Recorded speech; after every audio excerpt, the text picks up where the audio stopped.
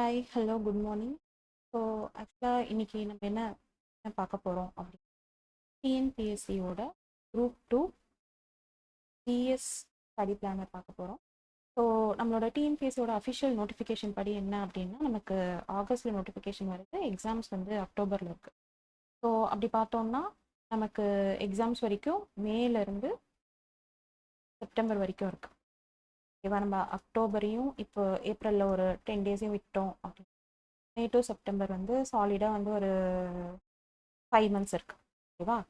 5 months கிட்டத்தட்ட ஒரு 150 days வந்து நம்ம கையில் இருக்கு. ஸோ நம்ம வந்து 90 டேஸ்க்கு வந்து ஜிஎஸ் கவர் பண்ணுற ஸ்ட்ராட்டஜி பார்க்க போகிறோம். அதுக்கு முன்னாடி வந்து அபித் சார் இங்கிலீஷ் அப்படின்ற வெப்சைட்டில் வந்து உங்களுக்கு இப்போதைக்கு ஜென்ரல் இங்கிலீஷோட full classes and test series இருக்குது. அதை வேணுன்றவங்க பர்ச்சேஸ் பண்ணிக்கோங்க. இப்போது யூடியூப்பில் அபித் சார் இங்கிலீஷ் டிஎன்பிஎஸ்சி அப்படின்ற யூடியூப் சேனலில் வந்து உங்களுக்கு ஃப்ரீ டெஸ்ட்டும் போய்கிட்டு இருக்கு. அதுவும் வந்து நீங்கள் வேணுன்றவங்க பார்த்துக்கோங்க. ஓகேவா? ஸோ நமக்கு டிஎன்பிஎஸ்சி குரூப் 2 சிலபஸ் படி என்ன அப்படின்னா லாங்குவேஜ் வந்து உங்களுக்கு 100 கொஷின்ஸ் இல்லையா? லாங்குவேஜ் 100 கொஷின்ஸ், சிஎஸ் வந்து 75 கொஷின்ஸ், ஆப்டிடியூட் வந்து உங்களுக்கு 25. ஸோ இப்போ நம்ம இந்த 75 + 20 ஸோ ஒரு 100 கொஷின்ஸ்க்கு எப்படி 90 டேஸில் வந்து நம்ம கவர் பண்ணுறது அப்படின்னு பார்க்க போகிறோம்.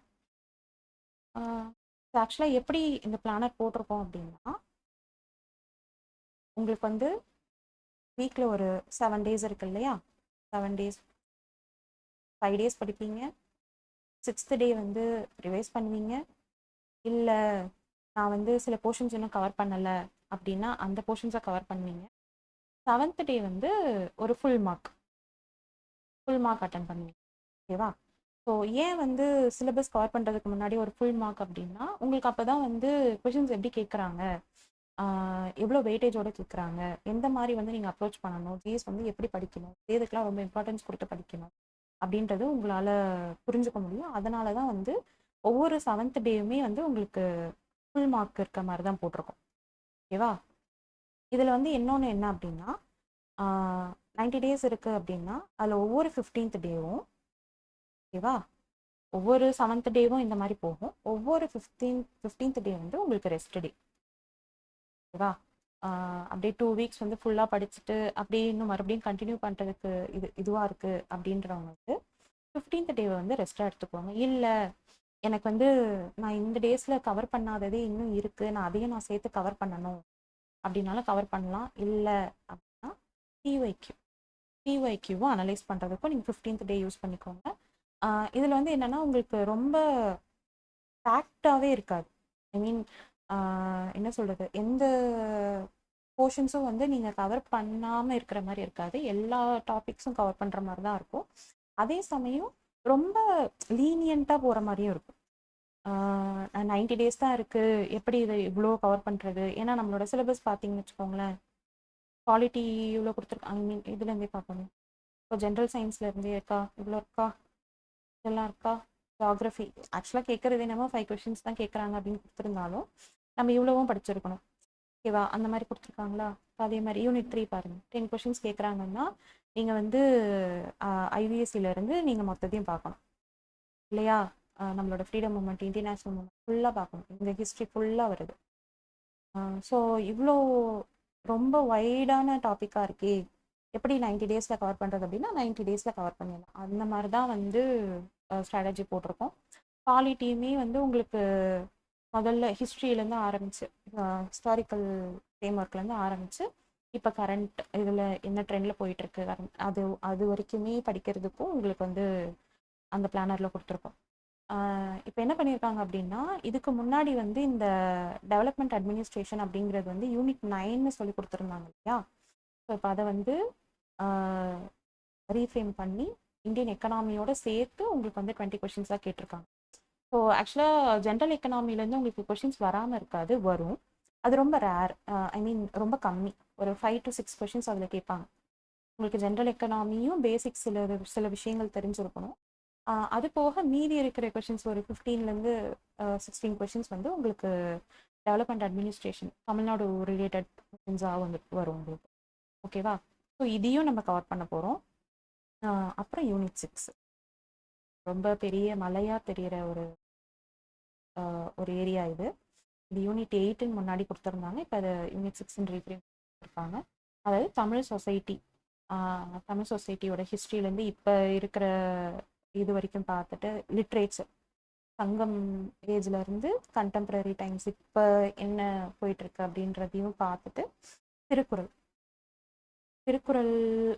நீங்கள் ப்ரீவியஸ் இயர் கொஷின்ஸ் பார்த்தீங்கன்னா உங்களுக்கு தெரியும். திருக்குறள் மட்டும் உங்களுக்கு எப்படியும் ஒரு 7 to 8 கொஷின்ஸ் அதை பேஸ் பண்ணி வந்துடும். இப்போ 20 கொஷின்ஸ் கொடுத்துருக்காங்க அப்படின்னா கிட்டத்தட்ட வந்து ஒரு 40% கொஷின்ஸ் வந்து உங்களுக்கு திருக்குறள்ல இருந்தே கூட கேட்பாங்க. திருக்குறள் பேஸ் பண்ண கொஷின்ஸாகவே இருக்கும். ஸோ திருக்குறளை நம்ம படிக்க போகிறோம். இதில் வந்து தமிழ்நாடு ஹிஸ்ட்ரியில் இந்த இயர்லி எஜுகேஷன் இதிலிருந்து இது வந்து நம்ம அப்படியே ஹிஸ்ட்ரியோட கனெக்ட் பண்ணியும் படிக்கிற மாதிரி இருக்கும். ஓகேவா? இதில் என்ன சொல்கிறது, இப்போ யூபிஎஸ்சி குரூப் 1 அப்படி படிக்கிறோம். குரூப் 1க்கும் இது படிப்போம். யூபிஎஸ்சி மட்டும் படிக்கிறாங்க அப்படின்னா அவங்க வந்து தமிழ்நாடு ரிலேட்டட் ஹிஸ்ட்ரி ரொம்ப இன்டெப்த்தாக படிச்சிருக்க மாட்டாங்க. பட் நம்ம இதில் படிக்கிற மாதிரி தான். தந்தை பெரியார் பேரறிஞர் அண்ணா வரைக்கும் நம்ம படிக்கிற மாதிரி. ஸோ இவ்வளவும் நம்ம பார்க்க போகிறோம். அது இல்லாமல் இந்த 90 டேஸ்லேயே வந்து உங்களுக்கு ஆப்டிடியூடுக்கும் வந்து ஒவ்வொரு இப்போ கொடுத்துருக்கிற டாபிக்ஸ் எல்லாம் கவர் பண்ணுற மாதிரி 90 டேஸ் வந்து பிளானர் போட்டிருக்கோம். ஸோ இப்போ இந்த இவ்வளோத்தையும் நம்ம 90 டேஸ்லேயே கவர் பண்ண போகிறோமா, நமக்கு தான் 150 டேஸ் இருக்கே டைமு எக்ஸாமுக்கு அப்படின்லாம் இல்லை. இது கவர் பண்ணிவிட்டு உங்களுக்கு ரிவிஷனுக்கும் தேவைப்படும். இதுக்கப்புறம் நீங்கள் ஓரளவுக்கு ஜிஎஸ் கவர் பண்ணிட்டீங்க அப்படின்னா டெஸ்ட்டு போடுறதுக்கும் ரிவிஷனுக்கும் வந்து உங்களுக்கு தேவைப்படும். ஸோ அதை பார்த்துக்கோங்க. எப்படி போட்டிருக்கோம் அப்படின்னா ஒரு ஸ்லாட்டும் வந்து 2 hour ஸ்லாட். ஸோ மொத்தம் ஒரு 3 ஸ்லாட் போட்டிருக்கோம் இல்லையா, ஒவ்வொன்றுமே 2 hour. 2 மணி நேரத்துக்கு ஒரு சப்ஜெக்ட் எடுக்க போகிறோம். இன்னொரு 2 மணி நேரத்துக்கு இன்னொரு சப்ஜெக்ட். நெக்ஸ்ட்டு 2 hourக்கு வந்து நம்ம ஆப்டிடியூட் எடுக்க போகிறோம். இது போக இன்னொரு 2 hours வந்து உங்களுக்கு லாங்குவேஜ் பேப்பர் இருக்கு இல்லையா. ஜென்ரல் தமிழும் ஜென்ரல் இங்கிலீஷும் இருக்குது. ஸோ ஜென்ரல் இங்கிலீஷ்க்கு தான் வந்து அபித் சார் கிளாஸ் போயிட்டுருக்கு. அதை நீங்கள் பார்த்துக்கோங்க. டெஸ்ட்டும் நீங்கள் அட்டன் பண்ணிக்கோங்க. இப்போ ஃப்ரீ டெஸ்ட் வேணும்னா கூட யூடியூப்பில் வீக்லி டெஸ்ட் போயிட்டுருக்கு, அதையும் நீங்கள் பார்த்துக்கோங்க. இதுக்கப்புறம் தான் பார்க்க போகிறீங்கன்னா கூட பார்த்துக்கோங்க. உங்களுக்கு எக்ஸ்ப்ளனேஷன்ஸோட வீடியோ போட்டுட்ருக்காங்க. ஸோ இப்போ நம்ம 6 ஹவர்ஸ்க்கான டைம் டேபிள் மட்டும் பார்க்க போகிறோம். ஃபஸ்ட்டு வந்து பாலிட்டி எக்கனாமி கவர் பண்ண போகிறோம். ஏன் பாலிட்டி அண்ட் எக்கனாமினா, இப்போ நம்மளோட சிலபஸ் படி பார்த்தீங்கன்னா தெரியும்.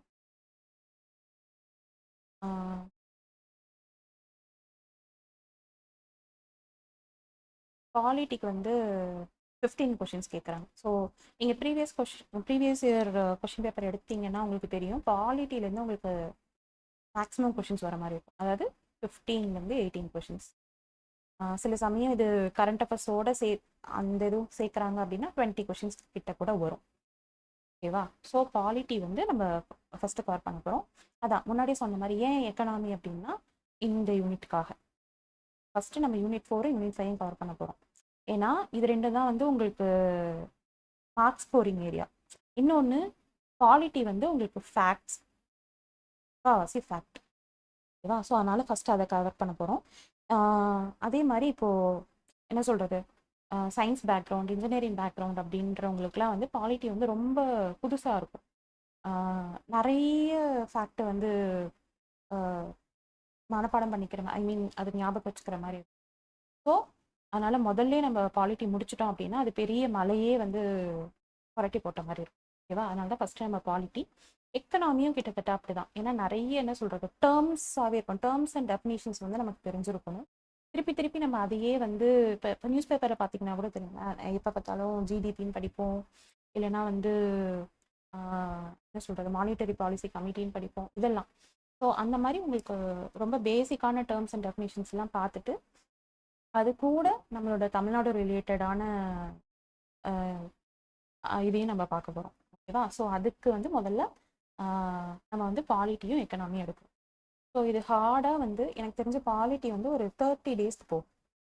எல்லாமே வந்து சிம்பிளாக பிரிச்சாச்சு. ரொம்ப குட்டி குட்டி போர்ஷன்ஸாக நம்ம டெய்லி கவர் பண்ண போகிறோம். ஸோ நம்ம ஒரு கிட்டத்தட்ட ஒரு 30 டேஸ்க்கு வந்து நம்ம பாலிட்டி கவர் பண்ண போகிறோம். 40 டேஸ்க்கே வருது போல். கிட்டத்தட்ட 40 டேஸ்க்கு வந்து நம்ம பாலிட்டி கவர் பண்ணுறோம். இதில் வந்து ஐயோ இவ்வளோ 2 ஹார்ஸ்க்கு நம்ம பாலிட்டி மட்டுமே இது வந்து என்னால் 1 ஹவரில் கவர் பண்ணிட முடியுமே, நான் எதுக்கு இது 2 ஹார்ஸ் ஏன் நான் உட்காந்துருக்கணும் அப்படின்னு ஒன்றும் பிரச்சனை இல்லை. எதெல்லாம் உங்களுக்கு ரொம்ப சிம்பிளான இதுவாக இருக்கோ அதெல்லாம் நீங்கள் 1 ஹவர் முடிச்சுட்டு கூட பிஒய்க்யூ அனலைஸ் பண்ணுங்கள், இல்லை ஆல்ரெடி படித்தது ரிவைஸ் பண்ணுங்கள். ஆம்பிளான டைம் இருக்கு. சொல்கிற மாதிரி என்னால் நான் இதை வந்து இதை நான் 1 ஹவரில் முடிச்சுட்டு மீதி 1 ஹவர் என்ன பண்ணுறதுன்னா நீங்கள் அதை பண்ணுங்க. ஓகேவா? பட் அந்த 2 ஹார்ஸ் வந்து இந்த சப்ஜெக்ட்டுக்கு ஒதுக்கி வைக்கணும். இல்லை நீங்கள் அடுத்த நாள் இப்போ சிட்டிசன்ஷிப் வந்து உங்களுக்கு என்ன சொல்கிறது, எனக்கு வந்து இதுக்கு டைம் தேவைப்படுது, எனக்கு 2 ஹார்ஸில் முடிக்க முடியாது, எனக்கு இது வந்து 3 ஹார்ஸ் தேவைப்படுது அப்படின்னா அப்போ அது நீங்கள் எப்போ எந்த டாபிக் வந்து சீக்கிரம் முடிக்கிறீங்களோ அந்த டாபிக் முடிச்சுட்டு எது கொஞ்சம் பெரிய டாப்பிக்காக இருக்குன்னு உங்களுக்கு தோணுதோ அதை வந்து கூட சேர்த்து படிச்சுக்குவாங்க. ஸ்ப்ளிட் பண்ணி அப்படி கூட படிச்சுக்குவாங்க. அந்த மாதிரி தான் வந்து உங்களுக்கு ஸ்லாட் போட்டிருக்கு. அதே மாதிரி எக்கனாமி வந்து முதல்ல நம்ம ஜென்ரல் எக்கனாமி முடிச்சுட்டு ஃபுல்லாக முடிச்சுட்டு என்ன பண்ணுறோம் அப்படின்னா யூனிட் 6க்கு போயிடும். ஏன்னா அதுவும் தான் வந்து உங்களுக்கு கிட்டத்தட்ட 20 கொஷின்ஸ் இல்லையா, குவாலிட்டி ரேஞ்சுக்கு கேட்குறாங்க இல்லையா. ஸோ இதெல்லாம் வந்து ஸ்கோரிங் ஏரியா அப்படிங்கிறதுனால அதையும் நம்ம பார்க்க போகிறோம். முதல்ல இருந்து ஆரம்பிக்க போகிறோம். இந்த யூனிட் 6 ஃபஸ்ட் யூனிட் 6லேருந்து ஏன்ஷியன்ட் சிட்டிஸ் இதுவுமே ரொம்ப என்ன சொல்கிறது டாபிக்ஸ்லாம் ஸ்ப்ளிட் பண்ணி எடுத்துருக்கிறது தான். ஸோ இதையும் பார்த்துக்கோங்க. ஓகேவா? So first polity economy unit 6 இதை கவர் பண்ணுறோம். இதை கவர் பண்ணிட்டு இருக்கும்போதே கூட வந்து நம்ம அந்த ஆப்டிடியூடு இது ஸ்லாட் 3 ஒரு 2 ஹார்ஸ்க்கு வந்து ஆப்டிடியூடும் ரீசனிங்கும் கவர் பண்ணுறோம். ஓகேவா?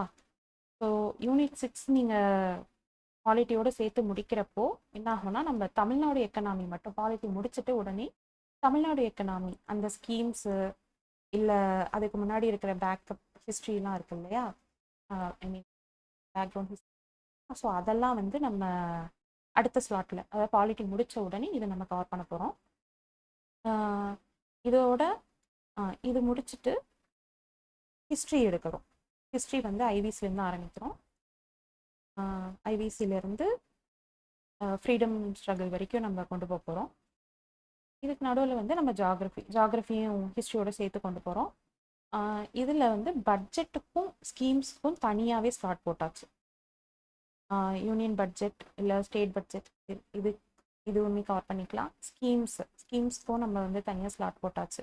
ஃபுல்லாக என்ன சொல்கிறது கம்பைல் பண்ணி படிக்கிறதுக்கும் ஸ்லாட் போட்டாச்சு. இப்போ அடுத்து ஜாகிரஃபி வருது. ஜாகிரஃபி வந்து உங்களுக்கு கொஷின்ஸ் அவ்வளோ இல்லை அப்படின்னாலும் உங்களுக்கு என்ன சொல்கிறது 5 கொஷின்ஸ் இருக்கு இல்லையா. 5 கொஷின்ஸ்னால் உங்களுக்கு எப்படியும் தெரிஞ்ச பிஒய்க்யூவில் போன வருஷம் வந்து ஒரு 7 கொஷின்ஸ் வந்துருந்துச்சு ஜாகிரஃபி ரிலேட்டடே. 7 to 8 கொஷின்ஸ் இருந்துச்சு. ஸோ ஜாகிரஃபி பார்க்காம இருக்க முடியாது. சயின்ஸும் அதே மாதிரி தான். உங்களால் 5 கொஷின் தானே இது விட்டுடலாம் அப்படின்லாம் கிடையாது. இதுவும் எப்படியும் ஒரு 7 to 8 கொஷின்ஸ் கேட்குறான். முன்ன பின்ன வரும். 5 கொஷின்ஸ்னால் 5 கொஷின்ஸோடு இல்லை, முன்ன பின்ன வருது. ஸோ அதனால் இதுவுமே நம்ம பார்க்குற மாதிரி தான் வரும். ஓகேவா? ஸோ நம்ம ஜாகிரஃபியும் ஜென்ரல் ஜாகிரஃபியும் ஃபஸ்ட்டு முடிக்கிறோம்.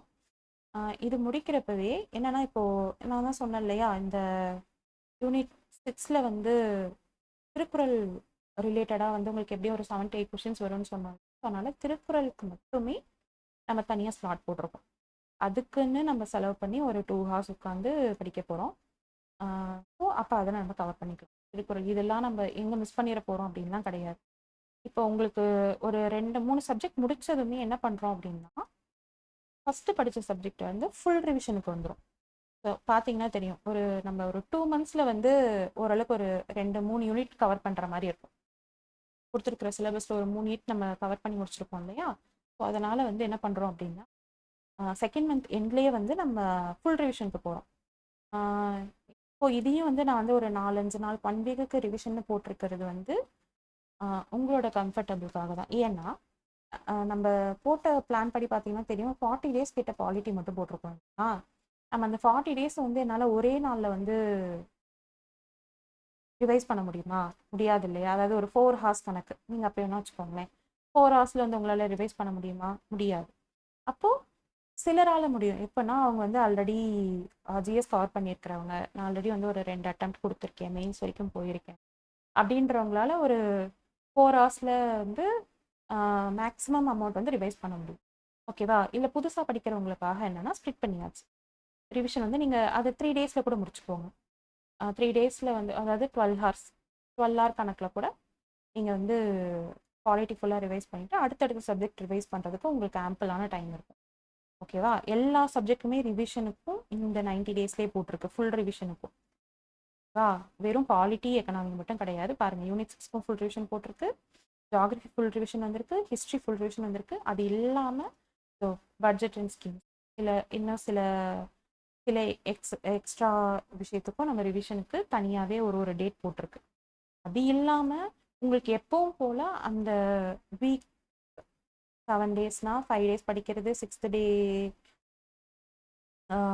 ரிவைஸ் பண்ணுறது, 7th டே வந்து டெஸ்ட் எழுதுறது, இந்த சைக்கிளும் போய்கிட்டே இருக்கும். ஒவ்வொரு 15th டேவும் உங்களுக்கு பிளாங்காக தான் இருக்கும். ஐ மீன் ரெஸ்ட்டாக தான் இருக்கும், ரெஸ்டட் டேவாக இருக்கும். அதை நீங்கள் எப்படி வேணாலும் யூட்டிலைஸ் பண்ணிக்கோங்க. டிவைக்யூ அனலைஸ்க்கு யூட்டிலைஸ் பண்ணிக்கோங்க, இல்லை இன்னொரு டெஸ்ட் போடுறதுனால போட்டுக்கோங்க, இல்லை ரெஸ்ட் எடுக்கிறதா கூட ரெஸ்ட் எடுத்துக்கோங்க. ஸோ அந்த மாதிரி தான் போட்டிருக்கு இதில். சரி, ஓகே, இதெல்லாம் ஓகே. கொடுத்துருக்கிற சிலபஸில் வந்து நம்ம மேக்ஸிமம் ஓகே. இதில் கரண்ட் அஃபேர்ஸ்னு ஒரு ஏரியா இருக்கு இல்லையா? ஒவ்வொரு யூனிட்லையுமே கொடுத்துருக்கான் பாருங்கள் கரண்ட் அஃபேர்ஸ். யூனிட் 6 தவிர மீது எல்லாத்துலேயுமே கரண்ட் அஃபேர்ஸ் கொடுத்துருக்கா. ஸோ அதுக்கு என்ன பண்ணுறது? நம்ம வெறும் இப்போதைக்கு கொடுத்துருக்கிற டாபிக்ஸ் மட்டும் தானே படிக்கிறோம், ஸ்டாட்டிக் போர்ஷன்ஸ் மட்டும் தான் படிக்கிறோம். கரண்ட் அஃபேர்ஸ் என்ன? கரண்ட் அஃபேர்ஸும் வந்து வீக்லி போகும். எப்படின்னா வீக்லி 1 டே வந்து அந்த மந்தோட கரண்ட் அஃபேர்ஸ் வந்து கிளாஸ் 2 ஹவர்ஸ் ஸ்பாட்டில். ஓகேவா? நம்ம வந்து இது ஜூன்லேருந்து ஆரம்பிச்சிருக்கோம். ஜூன்லேருந்து இந்த 90 டே படி நம்ம போனோம் அப்படின்னா ஏப்ரல் வரைக்குமே வருது கரண்ட். ஏப்ரல் 2026 நம்ம டேஸ் பிளான்ல ஜூன் 2025 ஏப்ரல் 2026 கிட்டத்தட்ட 10 மந்த்ஸ் கரண்ட் அஃபேர்ஸ் வந்து நம்ம இதில் கவர் பண்ணியிருக்கோம். ஸோ அப்படி தான் இருக்குது. இது ரொம்ப என்ன சொல்கிறது, என்னடா இவ்வளோ இவ்வளோ இதுவாக இருக்கே, முடிக்க முடியுமா அப்படின்னா எல்லாம் ஈஸியாக முடிக்கிறாங்க. பாருங்க, குவாலிட்டி வந்து ஃபர்ஸ்ட் டே என்ன போட்டிருக்கோம், பேசிக் டேர்ம்ஸ் அண்ட் டெஃபினிஷன் தான். ஓகேவா? அதாவது செக்யூலார்னா என்ன, ஃப்ரீடம்னா என்ன, லிபரல்னா என்ன, இதெல்லாம் வந்து உங்களுக்கு கொஷின்ஸில் கேட்பாங்களா அப்படின்னு கேட்டிங்கன்னா கேட்பாங்க. எப்படின்னா இந்த அசர்ஷன் இப்போ தான் கேட்குறாங்க இல்லையா, அசர்ஷன் ரீசன், அப்புறம் ஸ்டேட்மெண்ட் பேஸ்ட் கொஷின்ஸ்லாம் இப்போ நிறைய வருது இல்லையா? ஸோ அதில் கேட்கறதுக்கான சான்ஸ் இருக்குது. ப்ளஸ் நீங்கள் குரூப் 1 எய்ம் பண்ணுறீங்க அப்படின்னா அப்போ இதுவும் தெரிஞ்சுப்போம். ஓகேவா? நம்ம ரொம்ப எடுத்த உடனே வந்து ஆர்டிக்கல்லேருந்து போகிறோம் அப்படின்றதுக்கு பதிலாக இப்படி ஆரம்பித்தா ஈஸியாக இருக்குமே அப்படின்றதுனால போட்டிருக்கேன். நெக்ஸ்ட்டு ஹிஸ்டாரிக்கல் பேக்ரவுண்ட் பார்க்க போகிறோம். 1773 ரெகுலேட்டிங் ஆக்ட்லேருந்து உங்களுக்கு இண்டிபெண்டன்ஸ் ஆக்ட் வரைக்கும். இது வந்து 2 ஹார்ஸில் முடிக்க முடியுமா அப்படின்னா உங்களால் முடியல. ரெகுலேட்டிங் அதை ஐ மீன் கம்பெனி ஆக்ட் ஒரு ஒரு நாள், அப்புறமா நான் வந்து க்ரௌன்ஸ் ரூலில் வந்து என்ன இருந்துச்சு அதை நான் படிக்கிறேன் அப்படின்னு நீங்கள் பிரிச்சுக்கிட்டா கூட பிரிச்சுக்கோங்க, ஒன்றும் பிரச்சனை இல்லை. உங்களுக்கு ஏன்னா அந்த வீக்லேயே வந்து உங்களுக்கு 6th டே வந்து உங்களுக்கு இது இருக்குது பாருங்கள், ஸ்லாட் இருக்குது. ஸோ இங்கே வந்து நீங்கள் ஒரு பார்ட் தான் முடிச்சிருக்கீங்க, இல்லை நீங்கள் வந்து அடுத்த நாள் கான்ஸ்டியூண்ட் அசம்பிளி படிக்கிறதுக்கு பதிலாக வந்து ஹிஸ்டாரிக்கல் பேக்ரவுண்டில் க்ரௌன்ஸ் ரூல் நீங்கள் வந்து படிக்கிறீங்க, அப்படியே உங்களுக்கு இது அப்படியே இந்த ப்ரியாம்பலும் சைலண்ட் ஃபீச்சரை நீங்கள் 5th டே படிக்கிறீங்கன்னா யூனியன் அண்ட் இட்ஸ் டெரிட்டரி வந்து 6th டே கவர் பண்ணிக்கோங்க.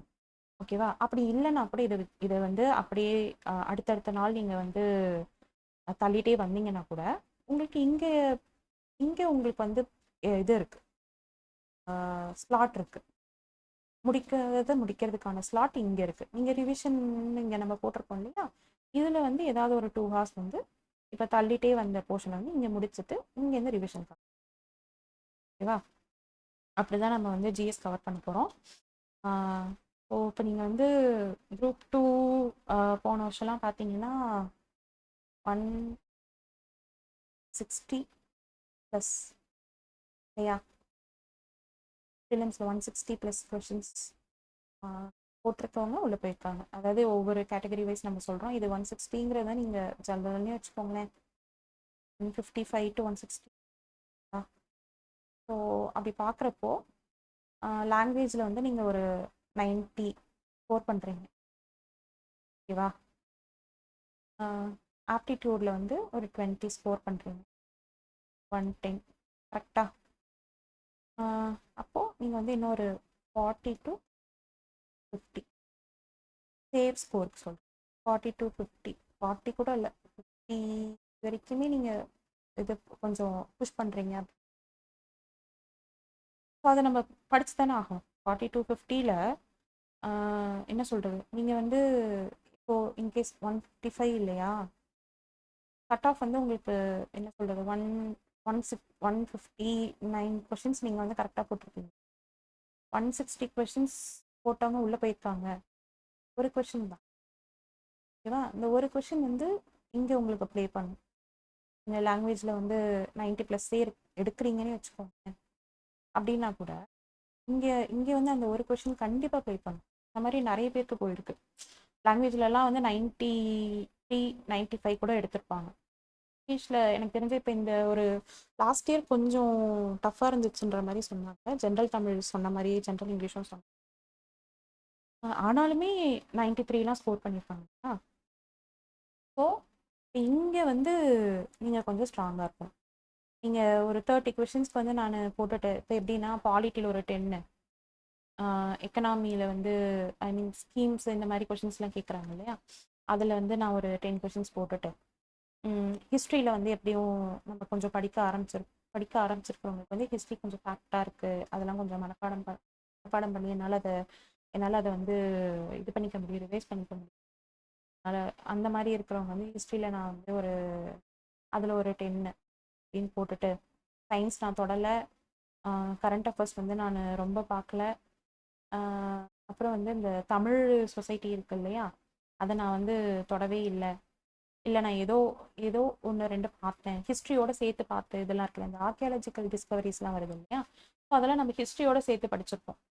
அந்த மாதிரி ஏதாவது 1-2 இல்லை கரண்ட் அஃபேர்ஸில் ஏதாவது 1-2 அதில் நான் அந்த மாதிரினாலே உங்களுக்கு இங்கே இடிக்கும்.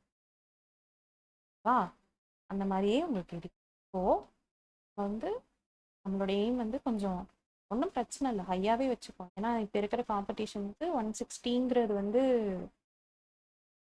நிறைய பேர் ஹை அப்படின்னா கூட அதுதான் இப்போ நார்மல் ஆயிடுச்சு, நியூ நார்மல் அப்படின்ற.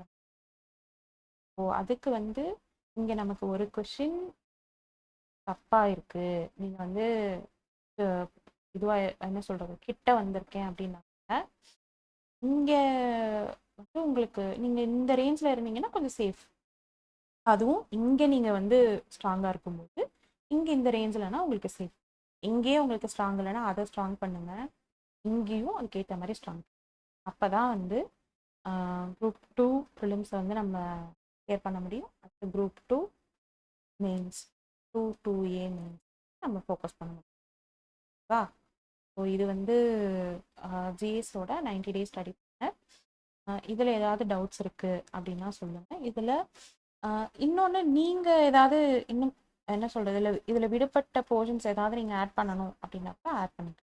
அந்த மாதிரி தான் இருக்குது. யூனிட் 6 பாருங்கள், உங்களுக்கு எக்ஸ்ட்ராவே ஒரு டே வந்து ஃபில் பண்ணுற மாதிரி தான் இருக்கும். ஏன்னா கொடுத்துருக்கிற சிலபஸில் கொடுத்துருக்கிற டாபிக்ஸ் எல்லாம் நம்ம அன்னைக்கு அந்த